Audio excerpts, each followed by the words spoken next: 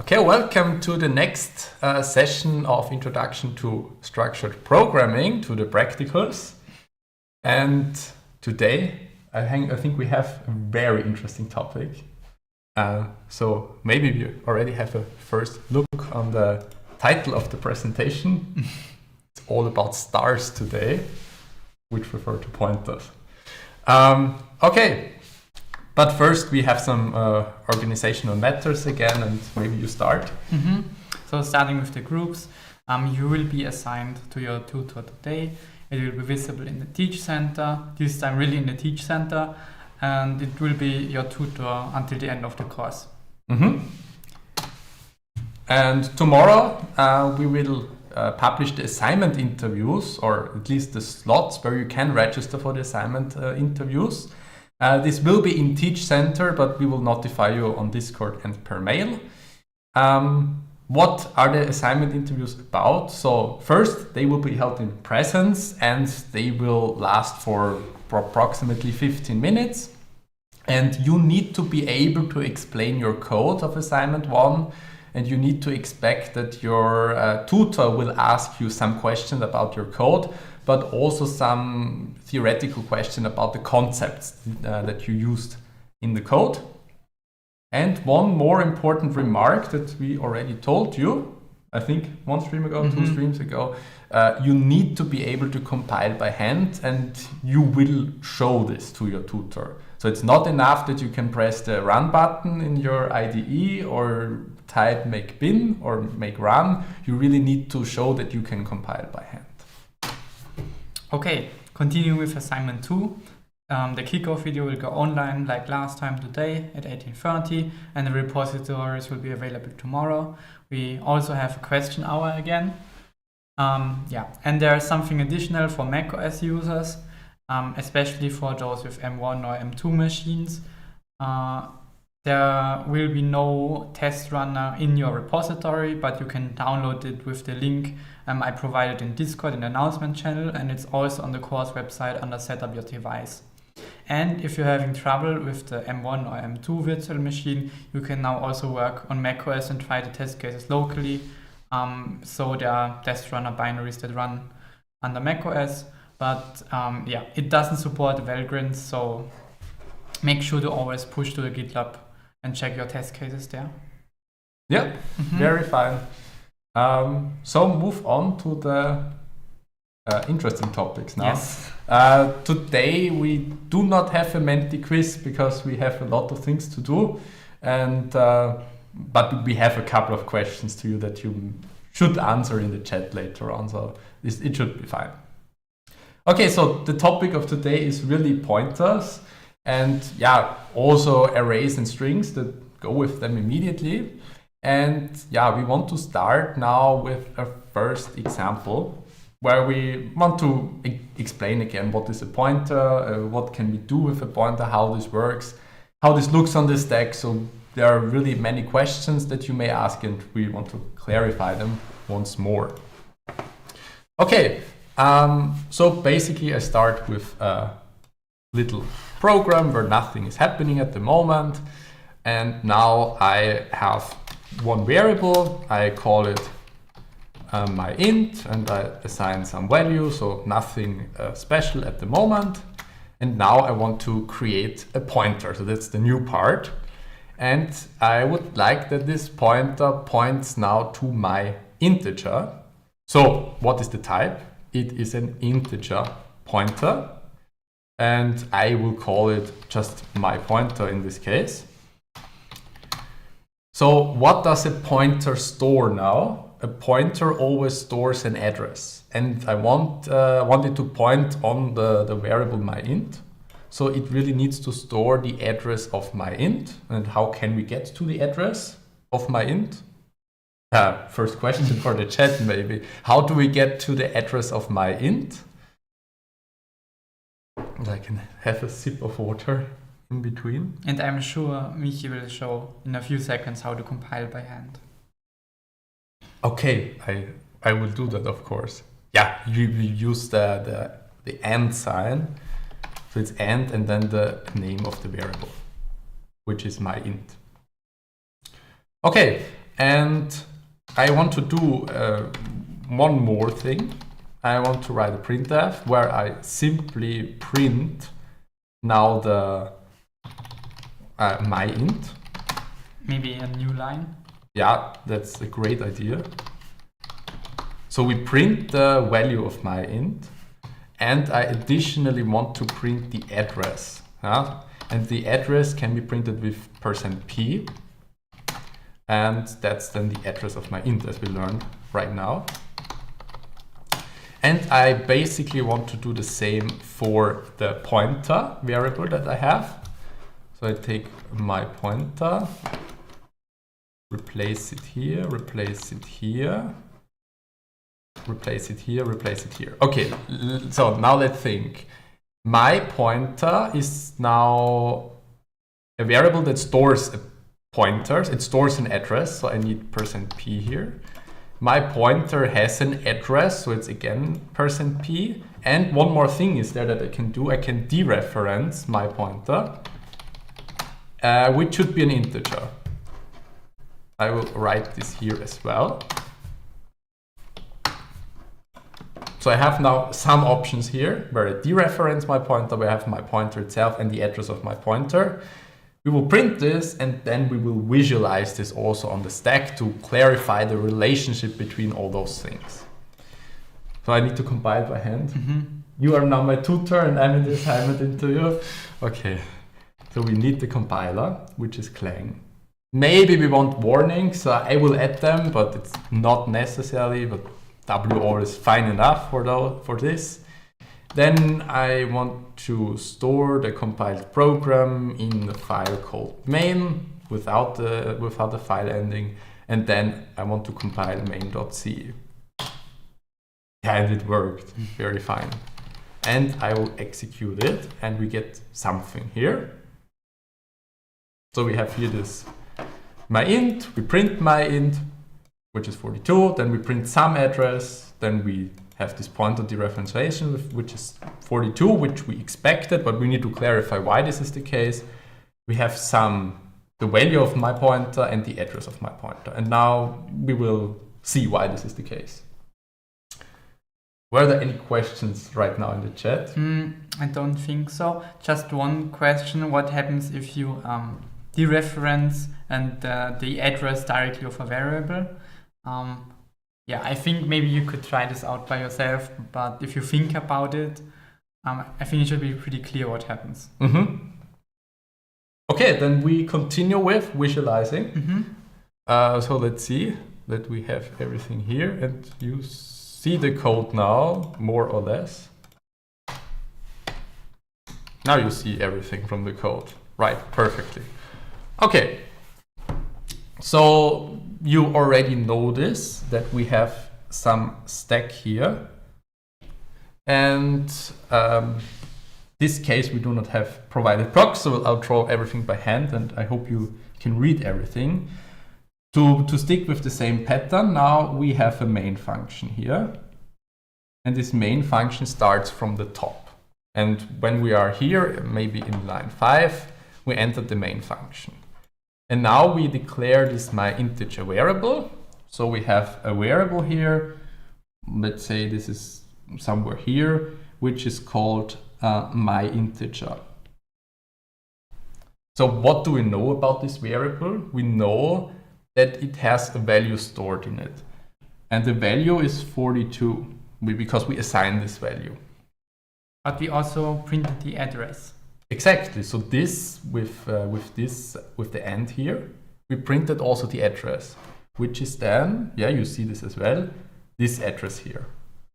And maybe I'm a bit lazy and I will just write the last 4 digits. So this is 2FE8. So this is the address of my integer. I hope this is sharp. Okay, so it's better.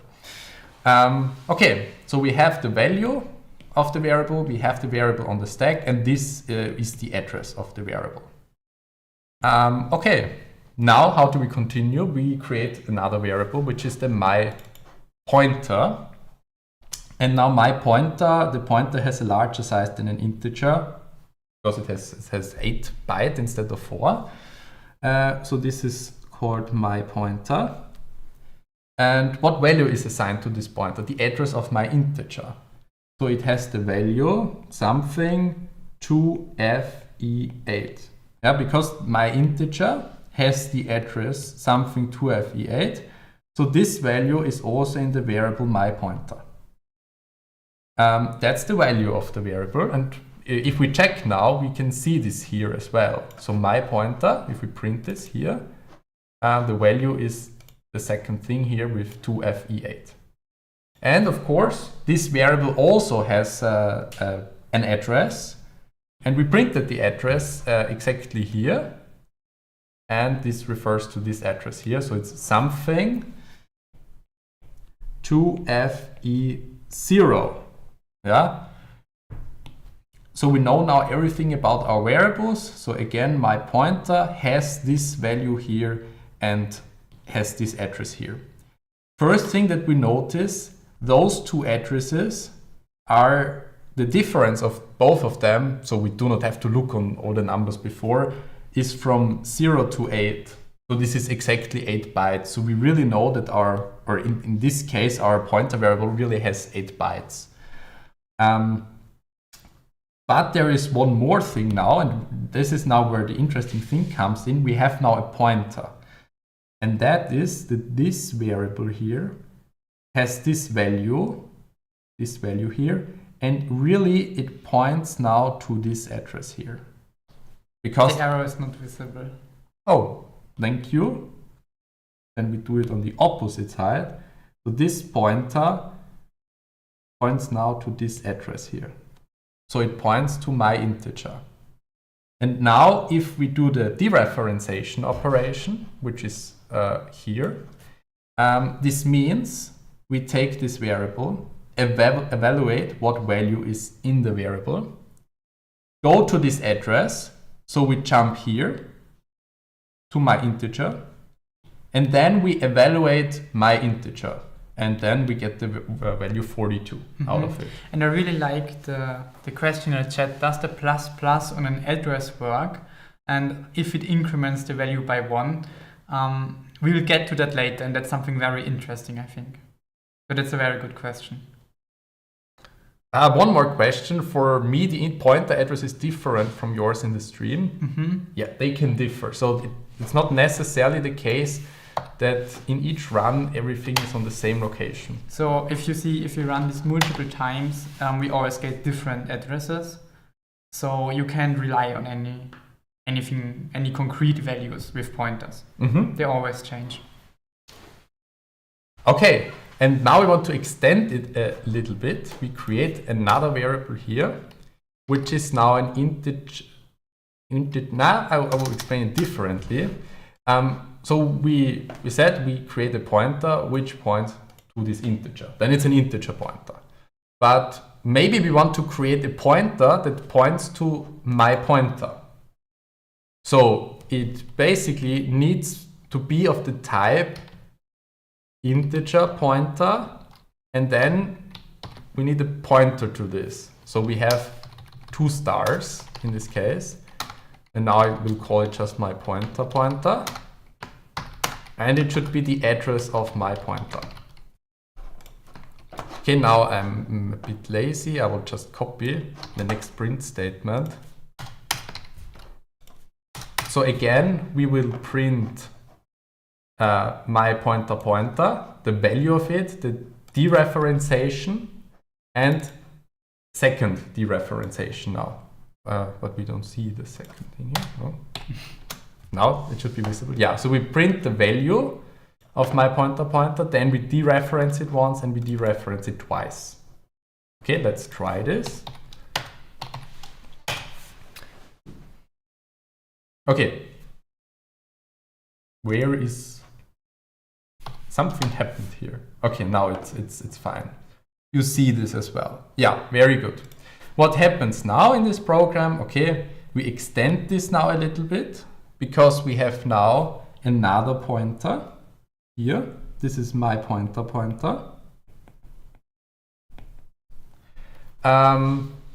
Now Now I have to admit I need to update the addresses from before because they changed, as we have seen right now. So the my int is now on the address B3D8. B3D8. While you copied those values, I saw a question about what if the content of the pointer variable doesn't point to another variable. The computer always does the same thing. It just checks what is the content of the pointer. I look at that address in memory. And this now depends on what is actually in the pointer. So if it points to somewhere where there is valid memory, so maybe, I don't know, the stack of another function or something, you will get the value back, but most often it will just be some address which is invalid, and then your program will crash. So nothing bad can happen, but your program just crashes if you try dereferencing an invalid pointer.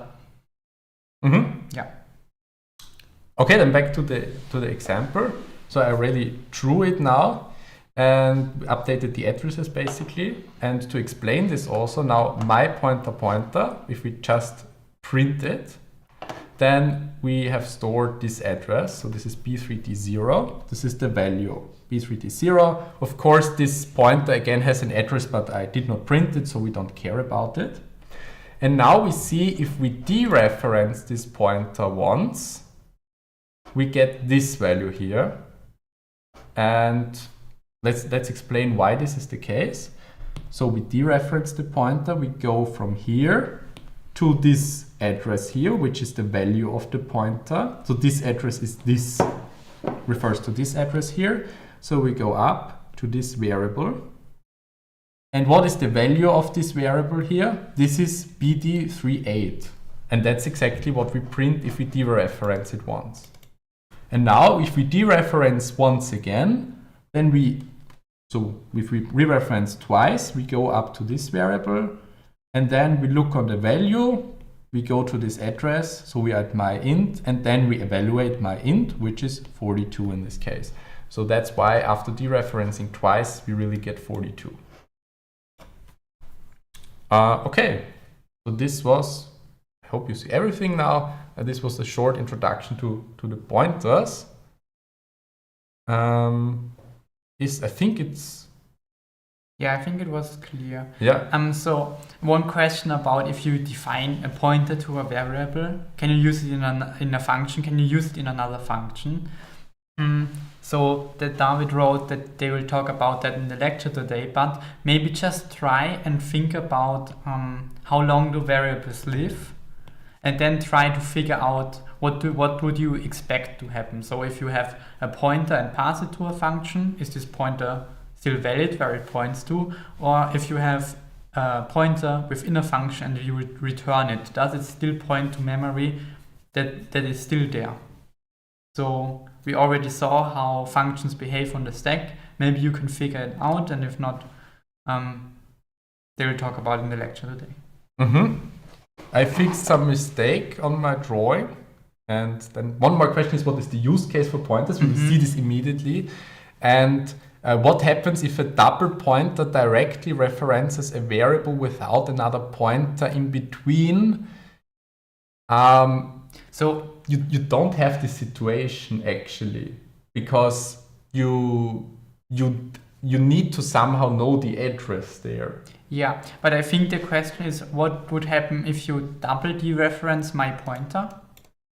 And in this case, the program would crash because you would try to access the address 42, which is not a valid address, and will crash.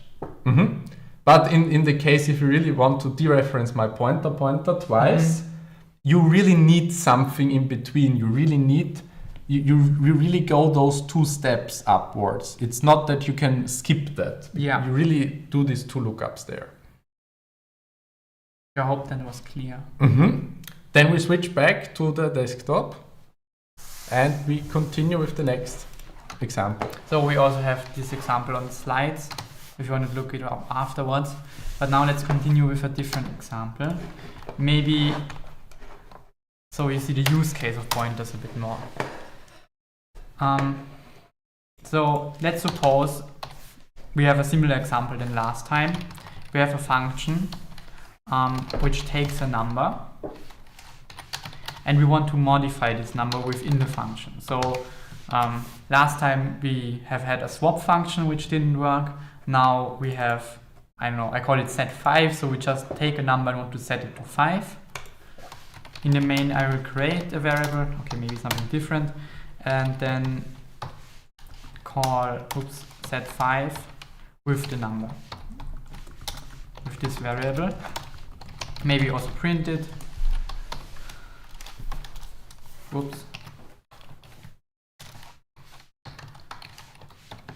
Maybe use a \n at the end of the printer. Yes. Okay, so I think it should be clear now from the example last time where in swap we couldn't modify it, that this variable here is completely different than this a, and setting this doesn't do anything. I can draw it really quick. Yeah, you can have more space here. So I'll just draw it very quickly because it's just a recap from last time. We have the main here. We have an a variable here with the value 0. And then we have this other function here. And then the second variable here. And what we are doing here is just we're setting this to 5. So initially this number is 0 because this value gets copied. And then we are setting this value to 5. But what happens now after the function returns, then just everything gets removed from the stack again and we are left with 0. Mm-hmm. So, and you also saw the solution to this problem in the last lecture. Call by reference, so passing a pointer to this function. Oops. So now we have a pointer number here. We also need to dereference it now because this would be the address. So, and this would be the same as before. Okay, we're setting the address to 5, but this doesn't have any impact as I will demonstrate soon. So we have to dereference it to get actually to look up the memory location where the original variable was, and we're setting it to 5. And now down here we need to pass the address of a. Let's compile it. It's working. Works, yeah. But now let's check the stack again. So I think this is now the interesting part. What does actually happen now? So need to zoom out a little bit. Okay. Sorry. So okay. It's fine, yeah. So we have set 5 here. I'll draw it in a different color. And now we are passing an address. So I won't print the address now. Let's just assume this is, I don't know, address. Let's just something 10. Mm-hmm. Then we are taking the address of a and passing it to set 5. Now, again, as we saw before, a pointer. We have a pointer called number. So this here is number. And now it has the value of the address of a. So something 10. Mm-hmm. Okay, and it has again an address, but we don't know that because I didn't print it. So what would happen if we omitted this asterisk here? If we just said number equals 5, then what we would be doing is just saying, okay, here we set it to 5 and returning, so this gets then removed from the stack and nothing happened in the main. Okay, the a is still 0. Yeah. Mm-hmm. Also, it wouldn't make much sense setting a pointer variable to just 5 because 5 is not an address. So we just have something in there. So now let's dereference number. And what we are doing with this assignment here is, okay, we have this address in here. Now we'll look it up. And yeah, I don't know, just we look it up here and we find, okay, it references this A in main, and we write 5, the value 5 at this address, and this address is A in the main function, so now A will get changed to 5. And then afterwards, the stack of the function is removed again, and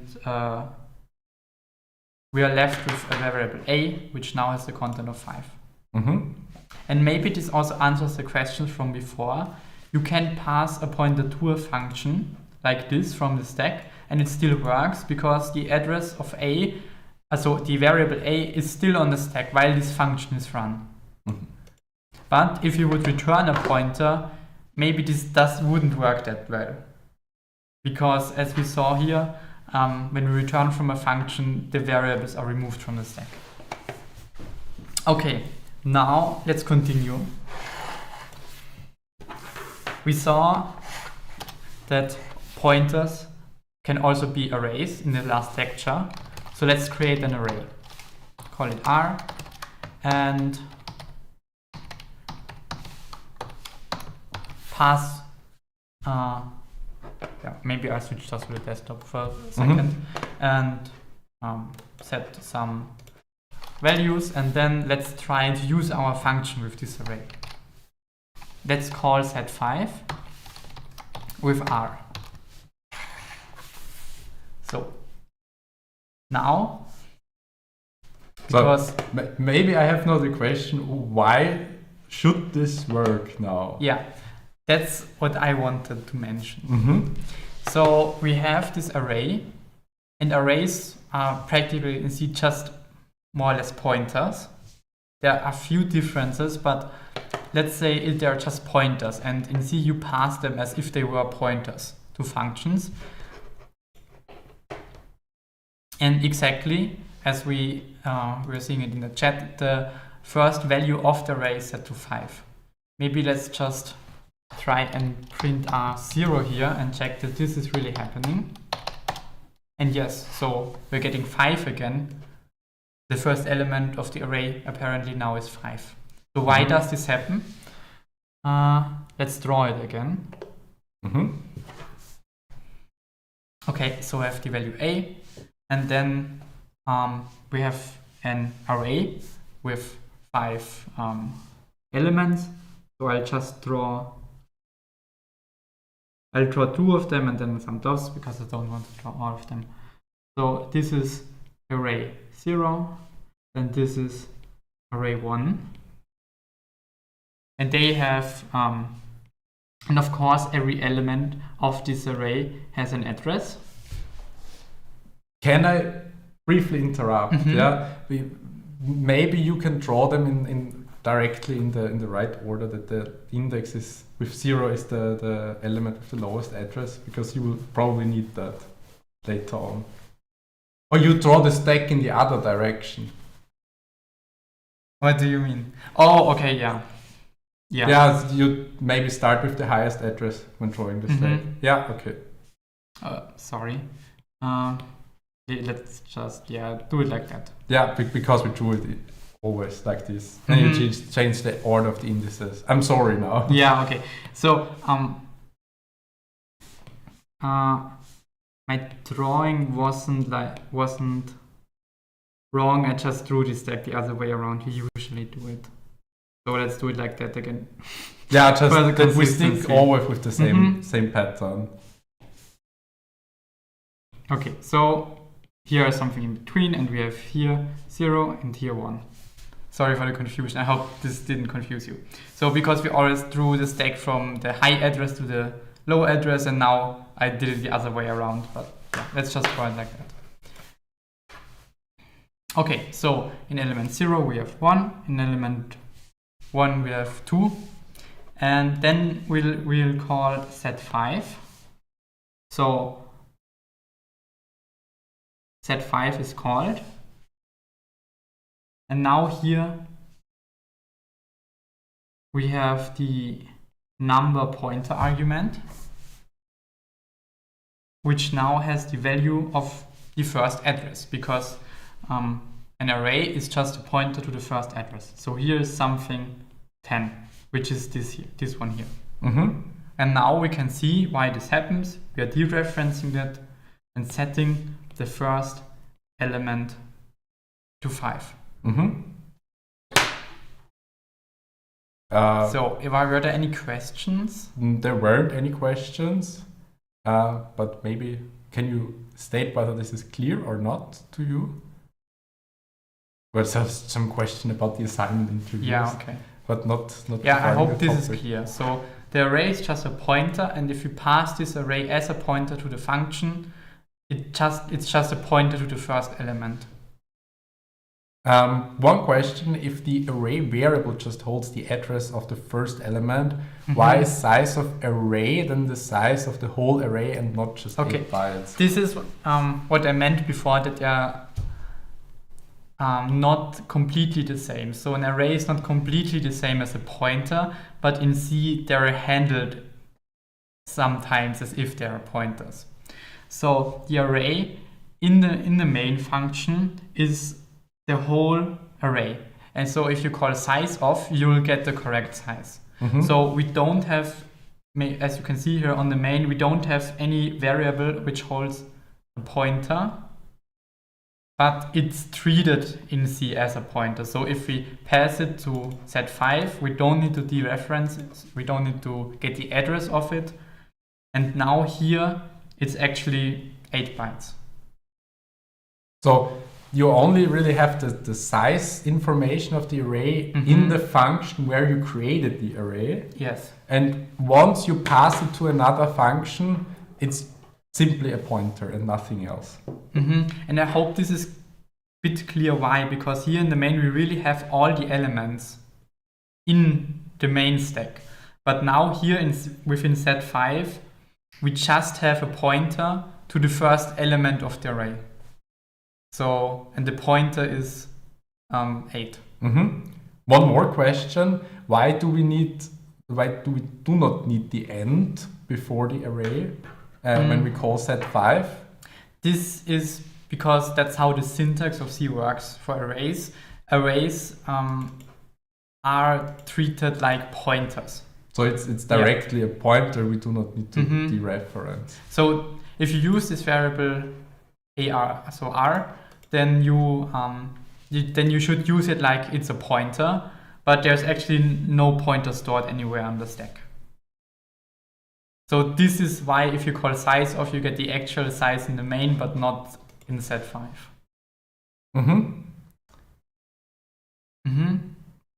So and one more question is, how can I get to the second element? Yes, that's a perfect question.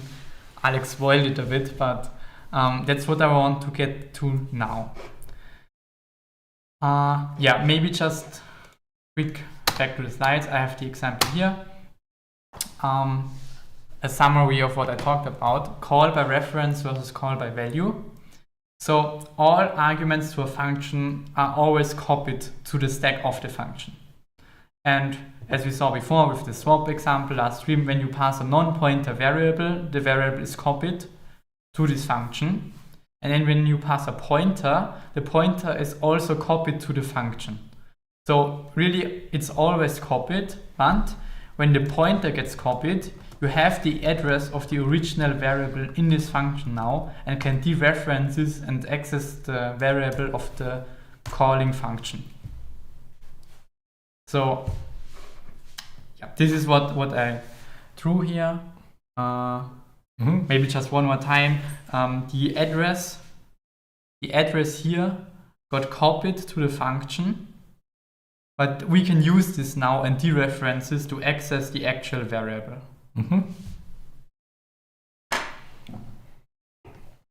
Okay. Very nice. So now let's continue with how would we access the second element. Well, we'll have to talk about point arithmetic. Because how would we normally access the ith element of an array? Well, we would write something like this. we have these square brackets, then we would write the index and the closing square bracket. Well, in C, this is nothing else than adding I to the array pointer and then dereferencing it.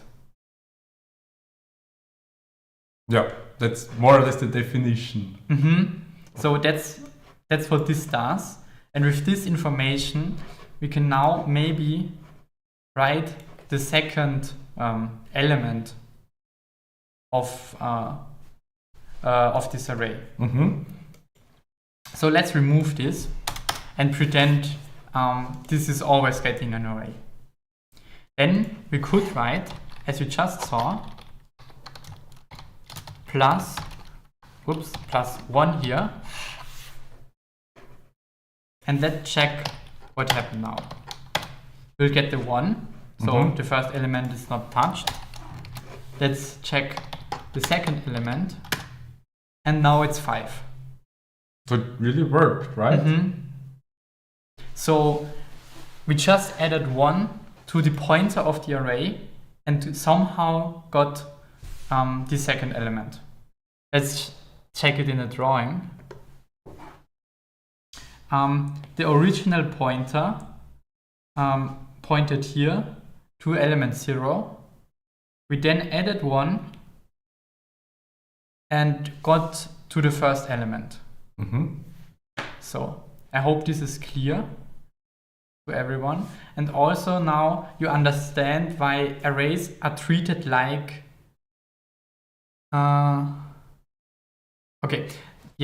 now you understand why arrays are treated like pointers, because this array indexing works by dereferencing a pointer. So the question was in the chat. I think that's very interesting. Would it work if we pass it like this to the function? Well, this is nothing else, as we just saw, than writing plus 1 and dereferencing that. So, and if you think about this, this doesn't work. Here, okay, we have something that's like a pointer. We add 1 to it to get to the second element. We dereference it. We now have the value of the second element. Pass it to set5 and dereference this 2 here now. So the program would crash. Can I compile it? It's giving me a warning because it's nonsense. But if you run it now, we get a segmentation fault. So our program crashes and does nothing because that's not how it works. So basically array plus 1 is a pointer. Then we dereference it. We get an integer. And then we want to interpret this integer as an integer pointer in the set5 And just function. for demonstrations, if I write this, exactly the same happens. Yeah. So you bring me to one question. Yeah. So if we maybe go back to the initial correct version. Further. This one. Yeah. Can we also write now number square brackets 1 here instead of dereferencing? And we remove the dereferencing. You remove the brackets, or the number and like this. Now we change the notation. Okay, I will write it. I mean something like that. Okay, yes. So, what do you think would happen now? Because we have this is the same as before. So we again are here adding 1 to number and dereferencing it.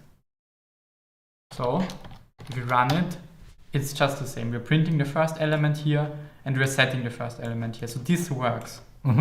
And you really need to be careful when dereferencing like that. You are dereferencing this pointer here. And would this work? Well, let's check.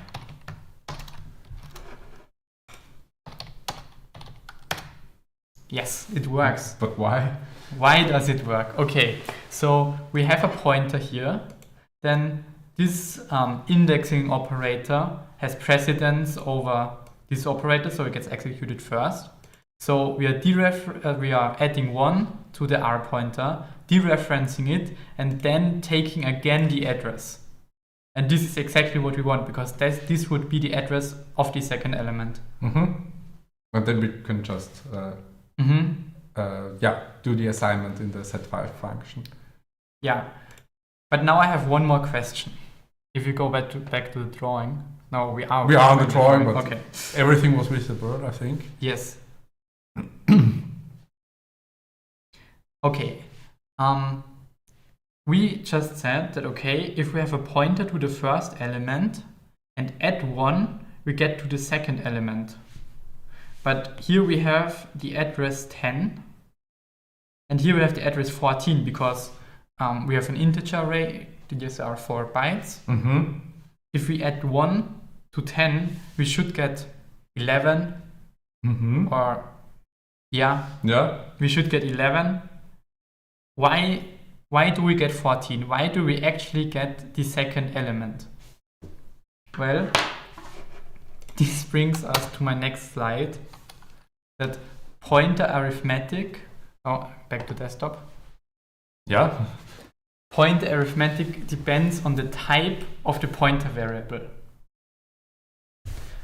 I have an example here. Maybe I'll copy it over to Visual Studio Code. We have a pointer A here, and I set it to the null pointer, so it's 0. And then I print it, and I'm adding 1 to it. And also I have a char pointer here, setting it to 0, printing the char pointer and adding 1 to it. So let's run it.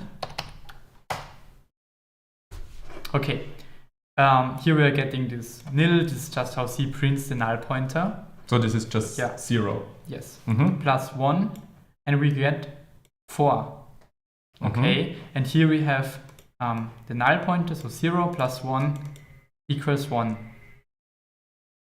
And here we can see that if we are doing plus 1 on an integer pointer, C is actually adding 4 bytes to the address, because an integer is 4 bytes in size, and to a character pointer it adds 1 byte, because the character only has 1 byte in size. Yeah. Null is just, if you hover over null, does it work? Yeah, it's just 0. It's nothing else than 0, and not the number does not have anything to do with that. So I can just change it to 0, and we'll get the exact same thing.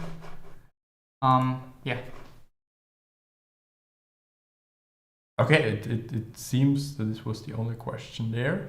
Otherwise, ask them, please. So, and this is why this array reference with adding 1 works, the reference. Because if you add 1 to a pointer with a specific type, it always adds the size of the pointer.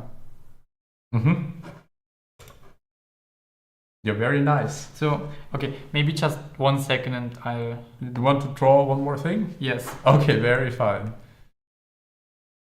Just so we see a difference, I'll just draw it here. Or I will go to the next one, I don't know. I'll draw it here, okay? Yeah. Just so, let's pretend we have 2 arrays. So let's say we have here, we have here, I know, some character, and here also some character. So this is an array of characters, and then down here we have 1 integer. So an array with 2 integer elements. Now let's say this is address 0, this is address 4, then this is address 8, and this is address 9. So because we only have 1 byte and 4 byte, yeah, for the different data types. So if we have a pointer to here and we add 1, we actually add 4 to get the correct address of the second element. And if we have a pointer to here, so the address 8, and add 1, then we get 9. So the correct address to the next character. So it really depends on the data type, how much an addition of 1 is in addresses then. So, and this is why we even have like types with these pointers, because okay, an integer pointer is the same size as a character pointer. Both are 8 byte and point to an address. But they behave differently when you perform arithmetic with them. Just so that this works with arrays. So are there any more questions? Yeah, so to your explanation now, so if we would have a long pointer and we assume that the long has 8 bytes, then we would always add 8. Yes. So if we have a tricky thing now, if we have an integer pointer, then this points basically to a pointer or an array of pointers, which all have size 8. So in this case, we would also add 8. Yes. Okay, but I don't think there are too many questions right now. I think you explained it very well. So let's... Do you have one more slide? I don't think so. No, I don't think so. Okay. Yeah. So maybe let's answer this question. What is null? So null is just a constant in C that represents 0 and is used with pointers because it just makes it easy that to understand code. If you see null, you can always assume, okay, this means a pointer which points to 0, which is often denoted to represent an invalid pointer, which will get initialized later. And none, so not a number, is something you get with floating point numbers. This has nothing to do with the null pointer. For example, if we divide by 0. Yes. Yeah. The X in the address stands just for the system that is used to use hexadecimal for pointers and for addresses in general. And with this abbreviation of 0x, we see that it's not decimals, but it's hexadecimal. I don't know if you have none in C. I think it's in the floating point standard. So we have none with floating point numbers, but I'm not 100% sure. Where we need to use pointer variables, you will see this, for example, in this example that I'm doing right now. I think I can start, right? Just maybe if you in other languages that null is nothing and not 0, maybe true, but it's not true in C. In C, you always have something, you can't have nothing, basically. So null represents 0 and the null pointer points to 0, and with modern operating systems, a pointer pointing to 0 most often gives you a segmentation fault which crashes your program. Okay, then continue with the last topic of today. So we talk a bit about strings, and then we will also have a very short program with the strings. But first, a recap about the strings. A string is just a special case of a character array. So it's just an array consisting of characters, and if we put them together more or less, then we get a string out of it. However, there is one exception, and the exception is, or the contrast to a character array is that a string is always terminated by a null character, which can be written as this symbol in terms of characters, and which would refer to an integer of value 0. If we have the string ESP, then this would be stored in C in a character array which has the 3 letters ESP stored in it and an additional space for the terminating null byte. So in general, we need that the size of the array where a string is stored is at least as long as the length of the string, which is ESP, plus this terminating null byte. Of course, this array can be longer. Yeah, so if we have a string, if we take this as the character array, and I would set my null byte now here, in S, then the string would be just the E and would be terminated then by this null byte, and we forget about everything that is behind in the buffer or in the character array. So this is just the strings, and now we have to clarify one question which you will also need in assignment 2, how to input a string. Just one quick thing because of with the null byte, because normally you don't know the size of an array. As I talked about it before, within a function you only get size of an array, so a point you only get 8, and you somehow need to know when the string ends. And with strings, you just by convention have this null byte where you say, okay, here it's the end, so you don't need to pass any length information. Because you can simply count how many characters are before the null byte. Okay, then we continue with the input, how to input a string. And previously for assignment 1 you used the scanf function, and it is possible to read strings with scanf, but we do not recommend it. So there is a better option, which is fgetS. This is a function, and I just wrote here the signature. So it gets 3 values, 3 parameters. It gets a buffer where the string should be stored. So this is then our character array where the string should be stored. A size, which is the size of the buffer, because we can imagine that the user just inputs anything, a string of any length, so it can be arbitrarily large, for example, I don't know, 100 characters, but the character array where we want to store the string might be smaller, so just consists of 20 characters. And if we would not specify the size, this function would just write everything into the memory and would write over the boundary of the array, which then would not be a good thing, because then anything can happen in the program. So we specify the size, and then we need to specify where the input comes from, and we will always write std in here for this last parameter, and the explanation what this file is will come in, I don't know, in 3 weeks maybe, so we'll not go into detail there. And we also have this as an example.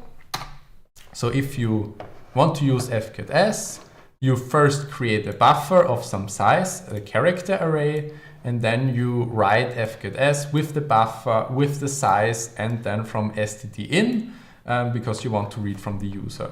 And then you can print the buffer. Also prepared this here to execute this. So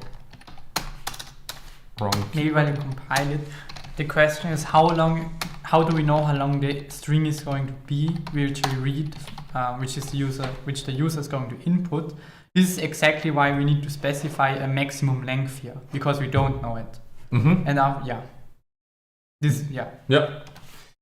and also you can look for the null byte then in the string to know exactly how much the user wrote. So we executed it now, and now the program waits for an input, and now I type in something, for example ESP, and now ESP is printed, and I will add here a \n in the printer. Or maybe put quotes around the... Okay, that's even a better option. I will put quotes around the %s, run it again. We enter again ESP, and we see here that not only the characters E, S, and P are read in from the user, but also when I confirmed the input and pressed the enter button, also this \n character is read here. So we have here this \n, that's why we go into the next line until we have the second quote here. So this needs to be considered. And if we type in something very long, then of course only the first 7 characters are extracted. Why 7? Because we need in the 8th position we need the null byte. So that's how fgetS works. And yeah, there are some questions. So first, this is the observation that we had. This %n is read from the user input. And now the question is, how can we remove it? and we will not show this today, but this is something you can try at home, and you should try at home to practice with strings. And the second question that I have here is, when we enter something too long, what happens? Yeah, and maybe you can have a look on this code later on, where we enter something which is exactly in between those two lengths of the fget_s. So in one buffer, like the first 7 characters are stored, but what is stored then in the second buffer? And how can we create a new string that contains the whole input? So these are some ideas. Maybe look at them at the handout later and try them, because you will need this for assignment 2. And when you face them right now, it might be easier for assignment 2. Okay, 4 minutes left, but we will be able to do that. We now want to reverse a string. So what should be done in our program? The user should enter a string. The string should get reversed, and then the reversed string is printed to the output. And I already prepared a lot of those things to be faster. So let's see what is done in the main function. We have now some larger buffer where we can enter a string. So this is just an output, and we have this fgets. We remove the new line, which you should practice at home. And then we print again the input. We reverse the string, and then we print the reversed string. And now we're interested in on how to reverse the string actually. Okay, and let's have a look on the drawing first to figure out how this should be done. So we go here, and now you can see this. And I take as an example first maybe this example here. So this is the input string, yeah? We do not care about that the array might be larger here at the end, because we just think about the string and where the null byte is. So this string has a length of 4, because we have 1, 2, 3, 4 characters. And when we want to reverse the string, what should happen now? So this B should swap the place with the A, and the E should swap the place with the T, which basically means if we think about indices, then we have that the element at index 0 should swap with the element at index 3, and the element at index 1 should swap with the element at index 2. Okay, and now we want to put this together in some loop, and let's see how we can do that. The first observation is that we are done if we have went through the half string. Yeah. So we need a counter variable which takes the values 0 and 1. Yeah, because we want to exchange 0 with 3 and 1 with 2. And when should we stop? We should stop when the counter is less than 2. But can we compute 2, which is like half of the length of the string? We can compute this, of course, if we take the length of the string divided by 2. So that's basically what we want to do. We want to go with a counter, have the values 0, 1. It should be less than the length half, because this is 4 divided by 2. And then we always want to swap. And this is the first index here. How can we compute now out of the... So we have available the counter. We have available the length, and we want to compute now the 3. So the second element where we want to swap with. And so maybe this is the, we call that index 1, and here with the index 2 that we need to swap. And if we take the length of the string, which is 4. And we subtract index 1, which is the counter, which we know in the for loop. Then we get 4 minus 0, again 4, but we need 3, so we have to subtract minus 1. Because length is 4, index 1 in the first iteration is 0, minus 1 gives us then 3. And in the second iteration we have length is again 4, the index 1 is 1, minus 1 is 2, and that's also the index where I want to swap with. So this seems to look good if we implement it this way. So this is the algorithmic idea behind it, and I will also implement this right now, even if I need like 4 minutes more, but I think this should be fine for you. Thanks a lot. So the first thing that we needed was the string length. So we want to compute this now, and we already saw that we can go through the array and count the characters, but we want to use now a function that does this for us, which is already provided by C. So integer length is equals the string len of our string, and the string len function is provided by the library string.h, which you're not allowed to use in assignment 2 as far as I know, but we will use it here. And then we said, okay, we need this counter, which starts from 0, goes 0, 1, and so on, and it should stop, or it should go until the counter is less than length half. And then we always increment in the for loop. And now we want to swap the two elements here in the string. So we access, so we need a temporary element, character temp, which should be string at counter. Then we can override string at counter with, we calculated before, length minus counter minus 1. And then we can say string at length minus counter minus 1 equals temp. And this function already reverses the string, and again we have a character array, and that's why we have a pointer to the array, and it's sufficient that we do here those computations, and we do not need to return anything because we have call by reference. So everything that we do here, we do it in the original array. Because remember, these indexing operators are actually dereferencing the string, so the character pointer, and writing the values in the original string in the main function in this case. Okay, and let's see whether this works. We compile it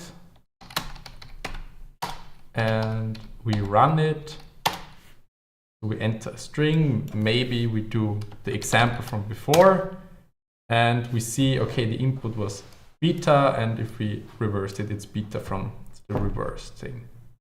Do I have 1 more minute, or should I stop now? I think we should stop. We should stop now? Or I mean, I would have a very little function. Nah, yeah, we will okay. stop now. We will stop now, and it should be fine. But we have seen here again with a string, we can pass here, call by reference, and we can really modify the string here. So a little homework would be here, write a function that swaps the two elements. But this is another homework, so we will write this on the slides.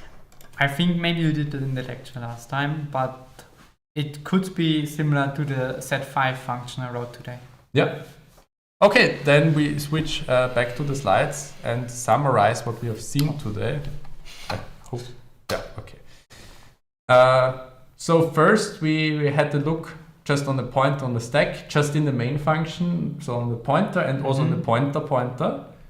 Then we continued with the example where we saw a call by reference. And we also saw how to pass a variable, but also an array to a function. Then we had the insight to the pointer arithmetic. And now in the end, we also had a look on strings and how to reverse a string. Okay, Then we open the Menti, I think, that you can ask questions there as well. Just 5 minutes overtime. I think that's okay. I hope we weren't too fast, and you learned something. And maybe try to practice pointers at home, because I think if you're new to programming and you don't, it will be really hard doing your next assignment, because you'll need pointers a lot and do stuff with strings. So yeah. And even if you're not new to programming, but you haven't done anything in C or C++ where you have pointers, then you should also take this serious. Yes. Because at the beginning, I think pointers are a pretty difficult topic to wrap your head around to really get this. But once you have, it's maybe quite intuitive. Yeah, I don't know. I think we had some information on Discord. Ja, also wenn es um die VO geht, dann ist sowieso von der Prüfung abmelden, und wenn es um die KU geht, wenn du A1 abgegeben hast, dann wirst du beurteilt, und wenn du 1 nicht abgegeben hast, wirst du nicht beurteilt.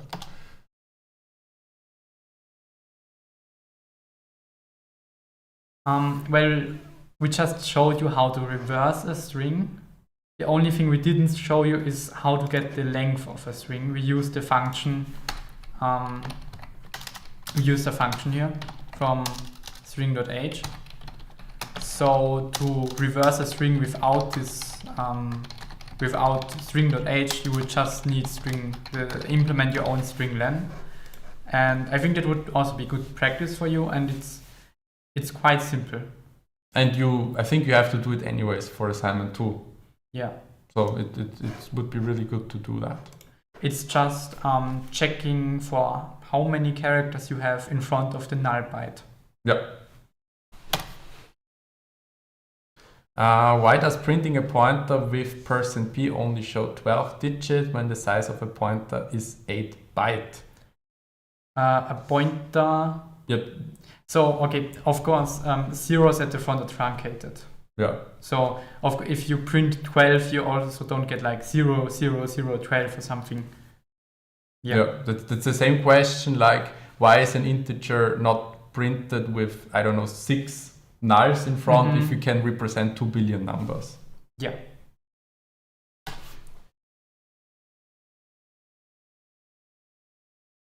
Die letzte Zeile ist immer eine Null beim String. Wie kann ich das anwenden? Nicht die letzte Zeile. Das letzte Zeichen wahrscheinlich. Das letzte Zeichen, ja.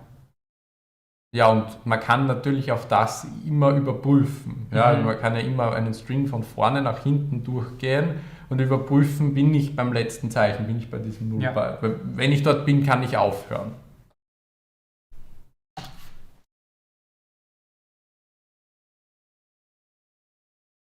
You said we need to know how to compile by hand. Is clang a1.c enough?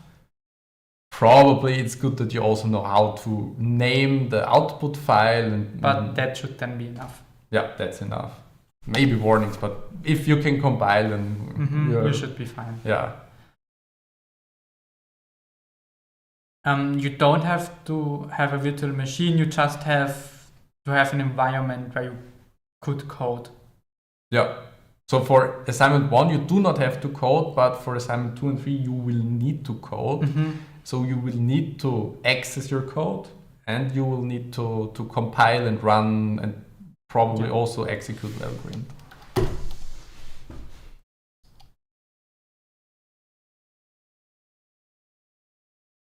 If you get 0 points, so if you think you'll get 0 points, you don't have to go to the assignment interview.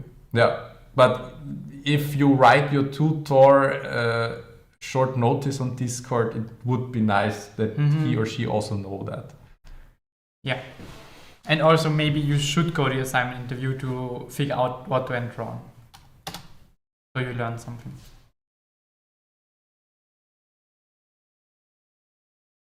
Yeah. It's just because you will often have to do that in the future to stick to some code style. Yeah, and I'm not interested in correcting an assignment where the tab has, I don't know, indentation of 8, and I do that on my laptop where I don't see anything on the right. Yeah, and also especially for programming beginners, if we don't insist on such a style guide, it could be very difficult to read code. Ja. Ja.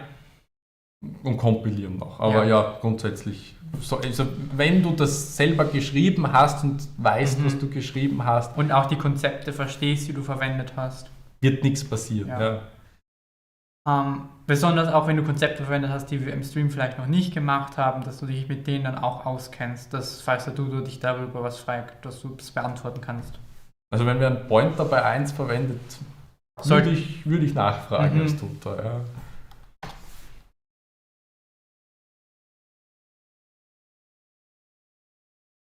Ja. I mean, it's just, you can implement the function in one line, so. Ja.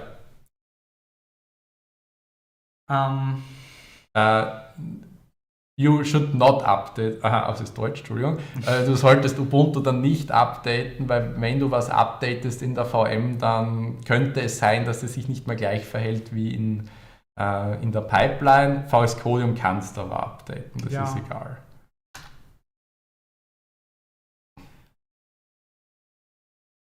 Yes. So each test case will give you immediately some points.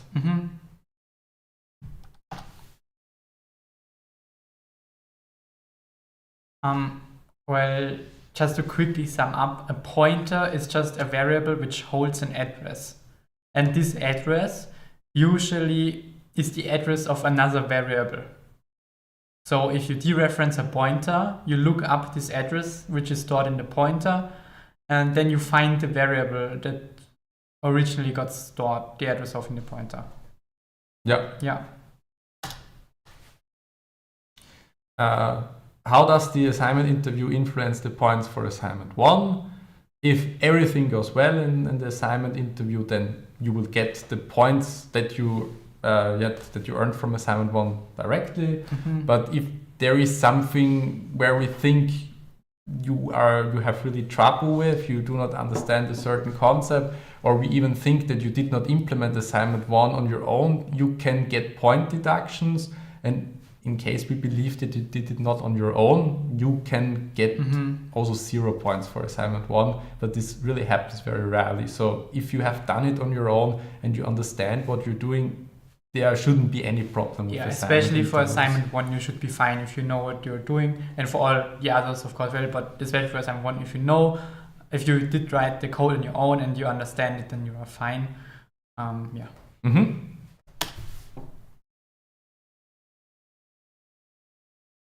Ja, kann man ignorieren. Ja.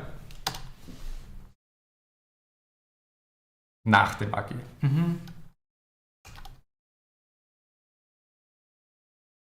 Nein, no. You don't. Nicht? Ich glaube, no. I think so, yeah. Oh, yeah. Okay. Sorry. You will see this at 6:30, so we'll also have to watch the video, I think.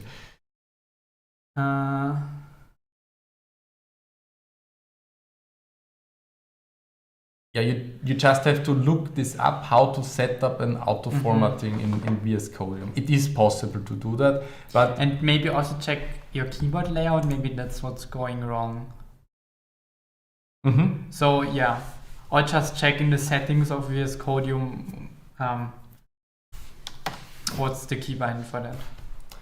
I don't think that we'll discuss void pointers in more detail because we don't use them in the course. No, you're not allowed to use inline assembly, and I'm pretty sure that setjump is not the standard library, is it? I mean, I don't know. But it seems a bit odd to me. But also inline assembly is not part of the C standard, so... Yeah, it's not allowed.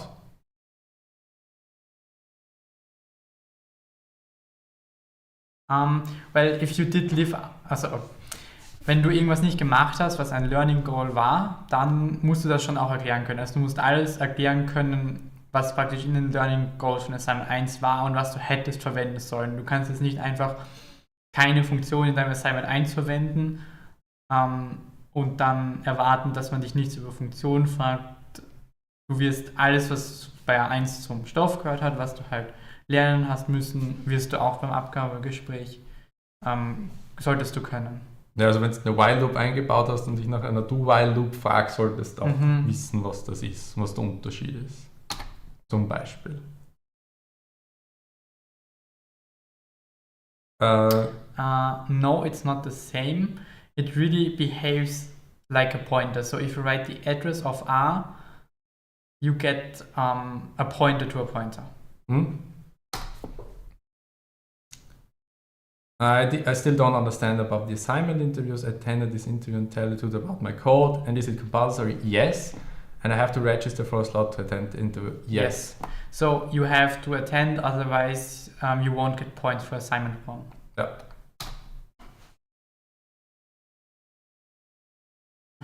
Both.